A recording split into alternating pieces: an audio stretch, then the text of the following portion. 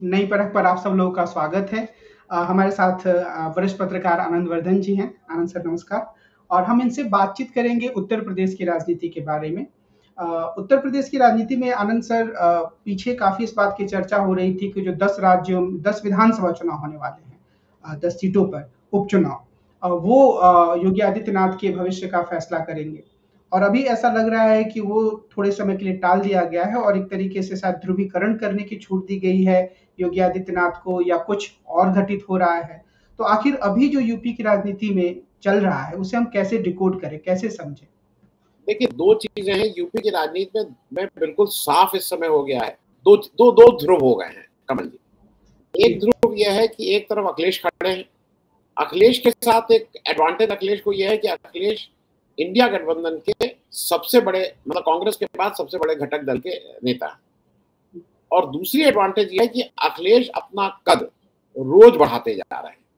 और जब मैं रोज बढ़ाते जा रहे हैं, चाहे वो पार्लियामेंट हो, चाहे पार्लियामेंट से बाहर हो, और इंडिया गठबंधन उनके साथ पूरे रॉक सॉलिड खड़ा है। मतलब अखिलेश यादव के साथ इंडिया गठबंधन का बिल्कुल ठीक से तालमेल है। और उसमें ये केवल मैं कांग्रेस को नहीं कहूंगा, अखिलेश यादव की तरफ की भी मैं तारीफ करूं, जो मैं जल्दी करता नहीं हूं अखिलेश यादव जी की तारीफ, ये भी इसके साथ में बोल रहा हूं। अखिलेश यादव जी ने अभी एक हरियाणा इलेक्शन की हम लोग बात कर ले, वहां पे ये था कि एक टोकन समाजवादी पार्टी लड़ना चाहती थी, तो इनको एक सीट दी जाएगी, एक दो सीट दी जाएगी। वो सीट जुलाना की करीब करीब तय थी। जब कांग्रेस ने वहां से विनेश फोगाट को उतार दिया और फिर ये हुआ कि आप बताइए, तो अखिलेश यादव ने बहुत ग्रेसफुली और बहुत बहुत बुद्धिमत्तापूर्वक उन्होंने कहा कि नहीं, क्योंकि विनेश फोगाट है इसलिए हम यहाँ से विड्रॉ करते हैं। और फिर अगर आपको याद हो, उन्होंने एक लंबा ट्वीट लिखा जहां पर उन्होंने कहा कि भाई, कभी कभी राष्ट्रीय मुद्दों के लिए, नेशनल इश्यूज पे अपने पार्टी और अपने उसके इश्यूज को सेक्रीफाइस करना चाहिए। हम लोगों को ये सीखना चाहिए, क्योंकि इंडिया गठबंधन मजबूत हो, ये हम सब लोगों का ध्येय होना चाहिए। इसको करके देखिए, अगर वहां से मैं ये मान रहा हूं कि अखिलेश यादव के एक या दो एमएलए आ भी जाते, तो अखिलेश यादव की कोई बहुत उनके कद पे फर्क नहीं पड़ता। लेकिन ये कह के अखिलेश यादव ने अपने को इंडिया गठबंधन का, मेरे हिसाब से राहुल गांधी के बाद सबसे मजबूत नेता के रूप में अगर कोई उभरा है तो वो अखिलेश यादव उभरे। तो ये तो उन्होंने कर दिया। अब इनके सामने जरा देखिए, इनके सामने कौन है? इनके सामने योगी आदित्यनाथ है। योगी आदित्यनाथ जी के साथ एनडीए तो छोड़ दी, एनडीए में वहां कौन पार्टनर है? एनडीए के पार्टनर उत्तर प्रदेश में है सोनेलाल पटेल की पार्टी अपना दल। अब वो जो सोनेलाल अपना दल की जो अपनी पटेल जी हैं, मंत्री जी, वो सुबह से शाम तक योगी जी से क्वेश्चन पूछती रहती हैं, आप कैसे, वो कैसे। अरे भाई, तुम्हारा पति जो है वो भी उस कैबिनेट का मंत्री है, तो वो मतलब तुम उसी में योगी जी को डाउन किए। फिर वहां दो और एनडीए के कौन है घटक दल? संजय निषाद की पार्टी, संजय निषाद, वो जो निषाद दल या जो भी है, वो भी लगातार योगी जी से प्रश्न पूछ रहे हैं। वहां एक ओम प्रकाश राजभर जी की पार्टी है, वो भी योगी जी के पीछे लगे हुए हैं। तो एनडीए की तो यह हालत है कि एनडीए जो उत्तर प्रदेश का एनडीए है वो पूरी तरह से एंटी योगी चल रहा है। अब बीजेपी के अंदर देख लीजिए, क्या आपको लगता है कि योगी जी को पूरी ताकत मिल रही है अपनी लीडरशिप से कि हम बिल्कुल साथ हैं, बिल्कुल पीछे खड़े हैं तुम्हारे? उनके पैर खींचने के लिए एक तरफ अमित शाह, मतलब कैसे उनको गड़बड़ किया जाए, कैसे उनको चित किया जाए, उनको कैसे तंग किया जाए, इसके रोज नए नए फॉर्मूले बनाते रहते हैं वहां से अमित शाह। उत्तर प्रदेश में एक नया चला है, पिछले 4-5 दिन से चल रहा है, मैं उस पर भी आऊंगा, लेकिन उससे पहले कि योगी आदित्यनाथ बिल्कुल राजपूतवादी हो गए। ये बिल्कुल सही बात है, लेकिन उसमें क्या हो रहा है कि जिसके नाम के आगे भी सिंह है, अब वो चाहे जात का राजपूत हो या ना हो, उसको ये माना जा रहा है कि वो राजपूत है, और वो एक लंबी लिस्ट निकाली गई है। ऐसा नहीं कि योगी आदित्यनाथ जब से आए थे तब से वो ये कर रहे हैं, तो ये तो है नहीं कि उन्होंने पिछले 2 महीने से करना शुरू कर दिया है। योगी आदित्यनाथ जिस तरह से डीएम पोस्ट कर रहे हैं, वो वैसे भी कर रहे थे। मैं डिफेंड नहीं कर रहा हूं, लेकिन मैं ये कह रहा हूं कि एक तरफ योगी आदित्यनाथ जिनकी पार्टी उनके उनके पीछे लगी हुई है कि कैसे इनको कमजोर किया जाए, कैसे इनको गिराया जाए, कैसे इनको हटाया जाए, और दूसरी तरफ अखिलेश यादव जिनके पूरा अपनी पार्टी तो है उनके पीछे, पूरा इंडिया गठबंधन उनको पूरी ताकत दे रहा है। तो एक तो बात ये रही कि दोनों लोगों के बीच में इस तरह का है। दूसरा, अब मैंने भी उसके बहुत से लोगों ने कहा, तो शायद अपनी, जिसको कहते हैं ना, अगर ईस्टर्न यूपी की भाषा बोले तो अपनी लाज बचाने के लिए, हम लोग यहाँ पे शर्म बोलते हैं, अपनी लाज बचाने के लिए अब योगी आदित्यनाथ जी से कहा गया है कि जरा आप भी जाके हरियाणा में प्रचार कर दीजिए। जो योगी आदित्यनाथ, मेरी जितनी जानकारी और मेरी जितनी समझ है, जहां भी मैं जाता हूँ, आज की तारीख में मोदी जी से ज्यादा इस समय, एक समय मोदी जी से के बाद नंबर 2 के इनके पोस्टर बॉय थे और जो जिनकी सबसे ज्यादा मांग थी, आज की तारीख में योगी आदित्यनाथ की बीजेपी की मैं सिर्फ बात कर रहा हूँ, वो लोग कितने हैं कितने नहीं है, भक्त हैं अच्छे हैं बुरे, उसमें अगर सबसे ज्यादा किसी लीडर की मांग है तो उसका नाम है योगी आदित्यनाथ। उनको आपने किनारे करने की कोशिश की है हाशिए में, लेकिन प्रेशर इतना है कि अब उनको भी आपको हरियाणा में उतारना पड़ा। तो ये 2 ध्रुव पे उत्तर प्रदेश की राजनीति है, जहां पे बीजेपी के खुद ही पार्टी वाले लगे हुए हैं कि कैसे योगी आदित्यनाथ को वहां से हटाया जाए। कमल जी। आनंद सर, एक जो चीज़ आई इनकाउंटर वाली, और ये कहा गया मंगेश यादव का और फिर किसी और एक यादव का इनकाउंटर हुआ, और ऐसा लगता है, और सपा ने भी इसका काफ़ी विरोध किया, विपक्षी दलों ने भी किया कि आप ऐसे लोगों की हत्या नहीं कर सकते हैं, आरोप जो भी हो उन पर। तो इस संदर्भ में क्या ऐसी एक राजनीति भी नज़र आती है जहाँ पर मुस्लिमों के साथ-साथ यादवों को भी भारतीय जनता पार्टी एक अलग समूह के रूप में देख रही है, और उसके अतिरिक्त जितने लोग हैं वो हमारे साथ गुलबंद हो, भले वो अपराधी के नाम पर या किसी अन्य नाम पर। क्या ये प्रवृत्ति भी भारतीय जनता पार्टी की राजनीति में दिख रही है? नहीं, इसमें जो आप बात कह रहे हैं, मैं उससे बिल्कुल मैं हूँ, लेकिन मैं थोड़ा इसको और करूँ।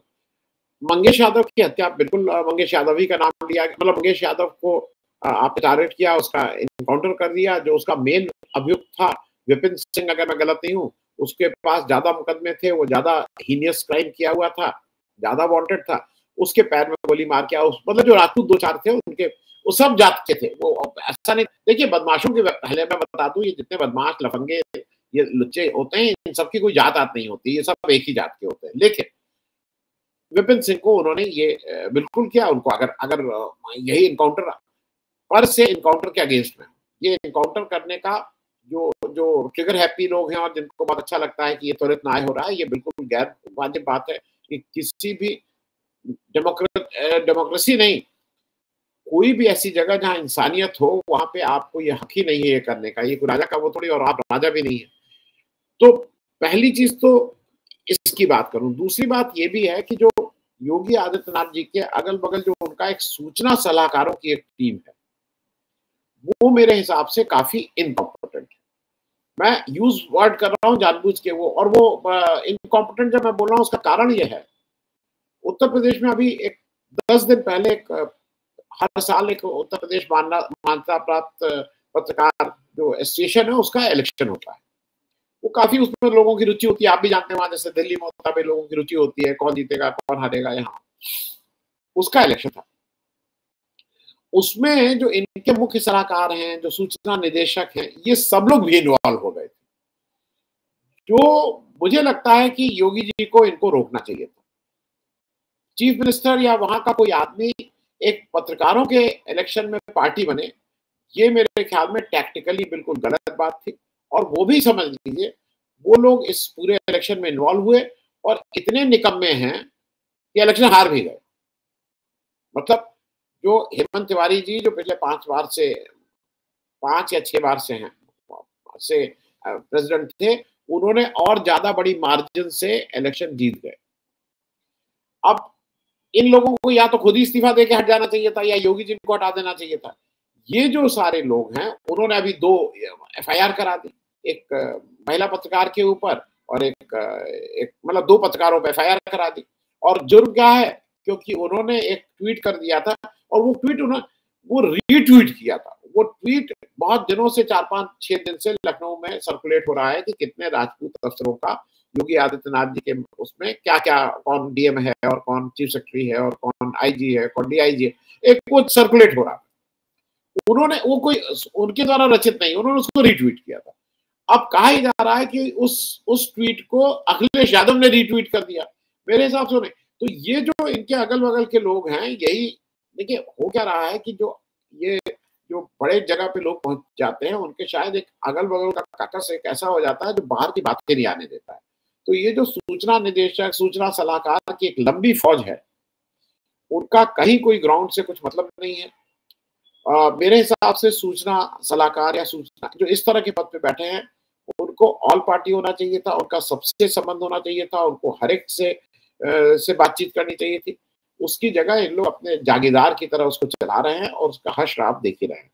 तो उत्तर प्रदेश में बाई इलेक्शन को लेके लोगों को एक दूसरी बात मैं कह के खत्म करूंगा। ऐसा माना गया था कि योगी आदित्यनाथ जी को हटाने की पूरी तैयारी थी उत्तर प्रदेश लोकसभा इलेक्शन के बाद, लेकिन वहां पे बहुत साफ हो गया था कि उत्तर प्रदेश लोकसभा इलेक्शन के हारने के मुख्य जिम्मेदारी मोदी जी की थी। उसकी जगह ये बहाना ये दूसरा ढूंढ रहे थे, कोई नया बहाना ढूंढा जाए, तो ये लाया गया कि बाई इलेक्शन की पूरी जिम्मेदारी दे दो योगी आदित्यनाथ को। और उसमें से कुछ सीटें, 5 सीटें उसमें से बीजेपी के मतलब के पास थी, 3 सीटें बीजेपी के पास थी, 1 सीट बीजेपी, 2 सीटें बीजेपी के सहयोगी दलों के पास थी। तो ये माना जा रहा था कि जब ये हार जाएंगे योगी, और वो सीटें टफ हैं, जो सपा की सीटें हैं और जो सहयोगी दल की सीटें हैं, उस पर बीजेपी को जीतना मतलब मेरे लिए बहुत मुश्किल लगता है। तो उनको ये माना जा रहा था योगी जी जब 10 की जिम्मेदारी दे दो कि आप ही अपना सेलेक्ट करिए, और ये जब हार के आ जाए तो इस बहाने से इनको हटा दो। लेकिन मुझे ऐसा लगता है कि कुछ एक चीज ईश्वरी न्याय भी होती है।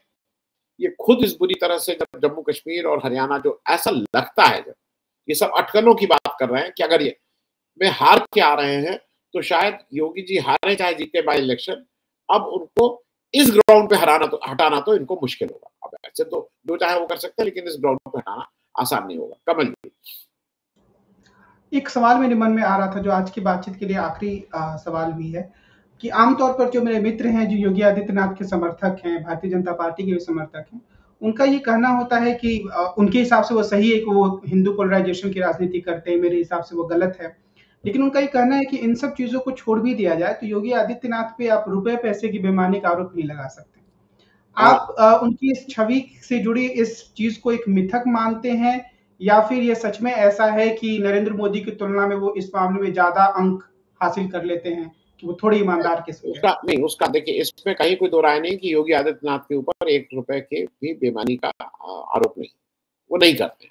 और पिछले 7 साल हो गए हैं उत्तर प्रदेश में मैं रहता हूँ, मुझे एक भी ऐसा व्यक्ति नहीं मिला, एक भी, मैं जब बोल रहा हूँ, जो ये कह दे कि चलिए मैं आपका काम करा देता हूँ। नहीं तो अगर कोई और रहता है तो आप दिल्ली में सबके से कहिए, 50 लोग मिल जाएंगे आपसे, हाँ चलिए चलिए मैं काम कराता हूँ। काम कराने वाले दलाल आपको मिल जाए। योगी आदित्यनाथ ने अपना ये बना रखा है कि उनके नाम पे एक व्यक्ति नहीं मिला है जो ये कहे कि मैं योगी आदित्यनाथ से आपका काम करा दूं, नंबर 1। लेकिन जब मैं ये कह चुका हूं तो उसका एक दूसरा पक्ष यह है कि उन्होंने नीचे यहाँ पे वहां के संगठन मंत्री और कौन कौन आके यहाँ बीजेपी के बैठते हैं, जिनके तार दिल्ली से होते हैं, और सारे ठेका पट्टा ट्रांसफर पोस्टिंग ऐसा थोड़ी है वो कर रहे हैं। अब उसका एक खराब वाला वो ये है कि जब मुख्यमंत्री को कुछ पता ही नहीं है, मुख्यमंत्री ने कह दिया भाई इससे मुझसे कोई मतलब नहीं, आपको जो ऐसे करना करिए, मुझे इसमें मत घसीटिए। अब वो रेट बढ़ गए हैं, जो जो काम 10 रुपए में होता था वो 40 रुपए में हो रहा है, घूस के रेट बढ़ गए हैं। जो घूस पहले 10-20% होता था, 40-40% घूस हो रहा है। तो उसका आप इस जिम्मेदारी से नहीं हट सकते, क्योंकि मुख्यमंत्री आप हैं। तो आपके राज्य में अगर कहीं घूसखोरी बढ़ी है, लोगों को आप नहीं रोक पा रहे हैं, तो उसकी जिम्मेदारी तो आपको लेनी होगी। लेकिन व्यक्तिगत रूप से उनके ऊपर इसमें आपके जो दोस्त कह रहे हैं वो सही बात है, उनके ऊपर एक पैसे का कोई भी इस तरह का आरोप नहीं कि उन्होंने इनसे पैसा ले लिया, उनसे पैसा ले लिया, इस तरह का कोई आरोप नहीं है। कमल जी, आज की इस बातचीत को हम यही विराम देते हैं। हमारी कोशिश ये होगी कि आने वाले सप्ताह में भी हम इसे नियमित रूप से एक कार्यक्रम का रूप दे पाएं और आनंद वर्धन जी से विशेष रूप से उत्तर प्रदेश की राजनीति के बारे में और देश के अन्य भागों की राजनीति के बारे में भी चर्चा कर पाएं। आज की बातचीत के लिए आनंद सर आपको बहुत बहुत धन्यवाद। नमस्कार। बहुत धन्यवाद। Thank you.